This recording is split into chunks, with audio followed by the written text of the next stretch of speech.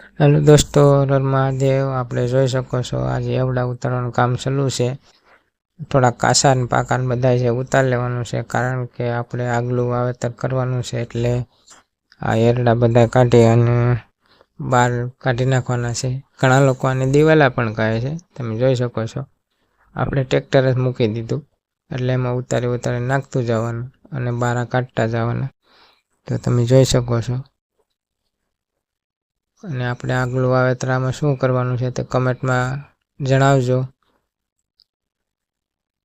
કારણ કે આપણે વાવેતર કરવાનું છે જે ઉનાળામાં વાવી શકાય, ઉનાળુ પાક કહી શકાય તેવું જ વાવેતર આપણે કરવાનું છે। તો આપણે જણાવજો એમાં શું વાવવાનું તે તમે કહી શકો, કમેન્ટમાં જણાવજો। જોઈ શકો છો આપણે આ ઉપર ગાડાની ઉપર અને બેઠીને વિડીયો ઉતાર